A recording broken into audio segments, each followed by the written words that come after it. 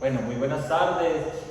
Mi nombre es Daniel Ramírez y el de mi compañero es Santiago Serna. Somos del grupo 9 y el día de hoy les vamos a dar una inducción del momento de inercia.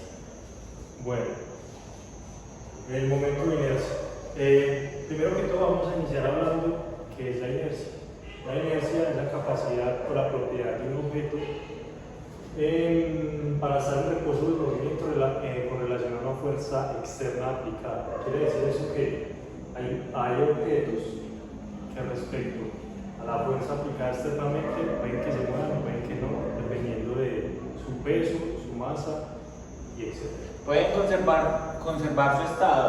Digamos, si digamos por ejemplo, esta roca o esta esfera está en reposo y debe de haber una fuerza lo suficiente para poder moverla. O en otro caso, digamos, esta esfera se está rotando. La inercia hace que ella siga con su movimiento. Entonces, para poder que detenga, tenemos que aplicarle la fuerza suficiente para que ella se quede en reposo. O sea, tenemos que aplicarle fuerza para cambiar su estado.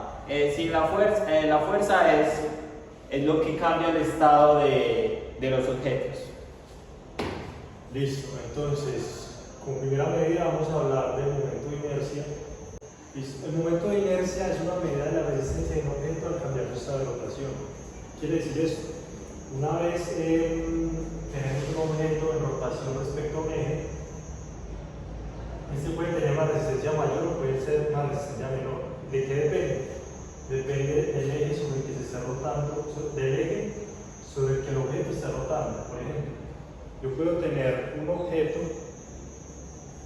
en el cual el punto de rotación está en la mitad, ¿cierto? Ahí el momento de inercia es mucho menor al que podríamos tener cuando el punto o eje de movimiento sea a una esquina. ¿Por qué? Porque el peso del objeto va a ser mucho mayor y va a requerir una mayor cantidad de fuerza para que pueda rotar. Listo. Definición del concepto básico. La ecuación del momento de inercia se representa con una I, pues que quiere decir inercia. Y el momento de inercia se relaciona mucho con la velocidad angular, porque la velocidad angular es una magnitud física que describe la rapidez con la que un objeto gira alrededor de un eje. Entonces, como pueden ver, tiene mucha relación, porque nosotros lo que hacemos en el momento de inercia es con un objeto revisar si tiene un momento de inercia más alto o un momento de inercia más bajo. Más bajo o más alto. ¿Cuánta resistencia tiene un objeto dependiendo de su eje y de la distribución de su masa? Aquí tenemos, bueno, lo que es el ejemplo gráfico de lo que es la velocidad angular. La velocidad angular está representada con la letra omega y lo que representa la velocidad angular es el cambio en el ángulo con respecto al cambio de tiempo, y esta es su ecuación. Cabe aclarar que primero hay que medirlo entre un tiempo inicial y un tiempo final para poder hacer este cálculo. En otras palabras, el momento de inercia es una medida de la distribución de la masa de un objeto en relación con el eje de rotación. Entonces, el momento de inercia lo que hace es que relaciona el eje de rotación Con la distribución de la masa. Tenemos acá la fórmula general, la cual describe cómo calcular el momento de inercia. Entonces lo que dice es que I es igual a la integral de radio al cuadrado, que es la distancia del eje rotacional, por la masa elemental, que sería como tal la masa que estamos haciendo girar. Rotar en su eje. Las unidades de esta medida son en kilogramos por metro cuadrado en el sistema internacional. Bueno, y yo les voy a hablar sobre el momento de inercia. El momento de inercia no solo depende del eje central, o bueno, del punto que hace girar nuestra masa, sino también depende de la distribución de la masa. Aquí en este ejemplo hay una demostración del momento de inercia. Digamos, estos dos platos tienen la misma circunferencia, sus mismas medidas, pero tienen su masa desigual. Por ejemplo, aquí la parte más grande de este plato está hecha de metal. Ah, no, bueno, me equivoqué. Bueno, la parte pequeña del plato es de plástico y la parte más grande es de metal. Y en este lado tenemos al contrario, la parte más pequeña es de acero y la parte más grande es de plástico.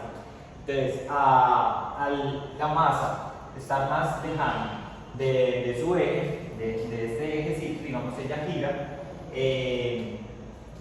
tiene más movimiento de inercia ya por lo anterior dicho, porque la masa está más lejos de su eje. Entonces aquí es una demostración de que la masa inercial depende tanto como del punto del eje central y como la distribución de la masa. Vamos a hablar del teorema de Steiner, que es como vamos a realizar, o con el cual vamos a realizar el cálculo del momento de inercia de un cilindro como este. Entonces, lo que dice el teorema de Steiner es que IZ es igual a IZ6, donde IZ es el eje sobre el que va a rotar el cilindro, y Z6 es el eje central, y tenemos lo que... Y MD es la masa, y pues es el radio, aquí lo tenemos, es la distancia del eje central al eje de donde lo vamos a hacer rotar. Entonces ese radio cuadrado porque el eje central viene de acá, ¿cierto?